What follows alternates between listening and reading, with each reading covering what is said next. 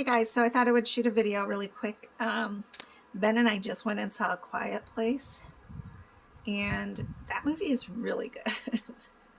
I didn't scream once, and I had a lot of jump scares. And I realized that my child does not know how to whisper. And I also feel like I should be really quiet because those monsters might be coming. I tell you, my imagination. And then I'm freezing because I literally, I don't know, like the temperature in Tucson has dropped because of the rain. So, and the season, like, I don't know. I don't want to say fall is coming because it is technically, but it still doesn't feel like it. But just the temperature change, even 5 degrees, makes it really, like, my core gets cold, mostly because I just did an exchange right now, and my bag is in my bedroom where it's kind of, it's not cold. I don't know. It's not cold, but definitely any degree of change in temp makes the liquid inside cold. And I did notice that I have fibrin. I tell you, my body just is fibrin filled. So I don't know. And I had popcorn at the movie theater, so I'm not sure if I didn't have it salted, but I did have some butter on it. Ben and I don't usually get popcorn, but this time for some reason he was like, yeah, let's get some. And he doesn't usually ask for much. So we did that. And we went to the cheap seats, so it wasn't that expensive. But I did notice the fibrin. And so today I actually have been doing my exchanges for every 4 hours. So my first one was at 6, 10, 11, 12, 1, 2, 3, 4, 5, 3, 4. Oh, and then I drained it to till 4, but I was going to work out, and then I ended up talking to my mom, and we're already planning Christmas stuff, so that's going to be really exciting.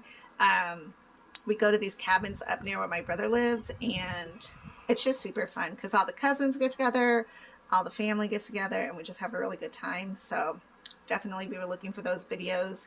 But I'm helping her plan it because I'm the planner of the family. So I can schedule and organize parties like no other. But I don't want to like take over it because my mom has done it for so many years. But at the same time, she kind of admitted like she needed help and she wanted to have somebody helping her plan. And I'm her girl, so here I am planning. So it's going to be really fun and exciting to see family that we haven't seen in a while. Of course, COVID pretty much ruined last year. I know a lot of people lost their lives because of COVID and everything, but we also, that is a reality, but we also have to look at continuing to live life. And I know for my nieces and nephews and even my children, I just want to live life fully, man. I'm so done with the whole thing. I am more afraid of salt or having a stroke than I am COVID. But that's just where I'm at in my life and my journey. And so I just don't want to get bogged down with that whole thing. I don't watch the news. I don't have cable for that very reason, because I just want to live my life fully. And I feel like the media really pulls down your spirit and makes it negative and feeds you a bunch of crap. I feel like if things were really put out in the beginning truthfully, then maybe you could believe media a little bit more. But we want to get together for Christmas. And last year we didn't because my dad got COVID. And he was an ornery old man who decided to leave the hospital even though he wasn't well. But that's who he is. Anybody who knows him knows that's who he is. And he's like, you know what, if I'm going to die, I'm going to die at home. And I'm good with it. And we were all, for the most part, kind of good with it because, he's a Christian. We believe in heaven. And we believe that this time on earth is short. We've asked Jesus into our hearts. I feel like our family doesn't shove Jesus into other people's faces, but we definitely have a faith. So where, my dad was ready to go if that was going to be it, but he didn't want to die in the hospital. He wanted to die with my mom with him, or near him, I should say, at home. And so, you have to respect that. But thankfully, it worked out that he was able to go and back into the hospital. And he stayed there about a week, I think, maybe 2 weeks. And my mom tested positive for COVID because she had been around him. I went to the same event that they were at, and it was a funeral for a friend. And so most of the people caught COVID. I didn't. And I'm autoimmune. I don't know, so it is what it is. And so this year we're really hoping that everything works out and that we can come together and have a really great family get together. And I think family is so important, and humans aren't supposed to be alone. Even if you're an introvert, at some point you draw yourself out because you need the comfort of people. Maybe that's just what I'm trying to say, is that we need each other. We need a community. You need people to come around you to support you, and you need those really good, solid friends who are of different cultures, different ages, different mindsets, different, did I say ages? Because a lot of my friends, especially, if I can say what I've been through, but I'm not 50, I'm not 60, I'm not 70. So it's like when those years come, I will need somebody older than me to be helping me get through those years, because what is it like to have a really empty nest? I still have been. So even though I do have experience with my other children leaving and growing up and all of that, I still have been. And when he goes, I'm gonna be a hot mess. I promise you.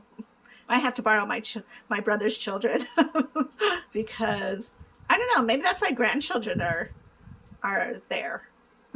Because I don't know, I don't know how to deal with that. I'm not ready. Maybe I'll have a couple pugs. Ben moves out, I get 16 pugs. I don't know. Yeah, that can be an overwhelming thought. So I just know, it's so important to find friends and older friends who are able to help you get through the different stages of life. So I think it's important that your families come together again, that you're not afraid for that to happen, and that you live life so fully and let the BS go. Because speaking from experience, somebody who is always walking that line, and it's not like, I don't know, I always say that, but it's like anybody can die at any point for any reason. So it's not like I'm special. I am. But, you know what I'm saying? But at the same time, it's constant for me. One foot on this life and one foot in the grave. And I'm okay with that. But I do know that I want to try to spend as much good times as I can, and I'm physically able to, with my family and my close friends, and using all the things inside of me that blesses others, that helps others, that encourages others, because that's truly how we start to make the world a better place. And we continue to give hope, especially in the darkness that the media or the world or society or culture can really bring in. Negative people, negative thoughts. It's like a continual battle against that, the dark side. You got to be like a Jedi. If I can do this. There we go. A Jedi. And really try to do what you can to help continue to shed the light and to give hope out to so many. You will never run out of people to give hope to, and we are born to spread that, to spread love and kindness and joy. And yes, you know, we have to have healthy boundaries, but I just know from my point of view is like, you got to keep going, and you got to seriously take a moment and think, if tomorrow doesn't come, did I do the best today? Did I try? Was there something good today? Some days are tough. You guys see me cry, you know. Some days are tough, but there's always goodness someplace. You just got to find it. And most likely you can just spread the joy out. So I guess that's it. I'm going to sign off. I'm going to go, got to get some computer work done, and then I am probably going to go to bed, hopefully, because I am tired. All right, talk to you guys later. Bye.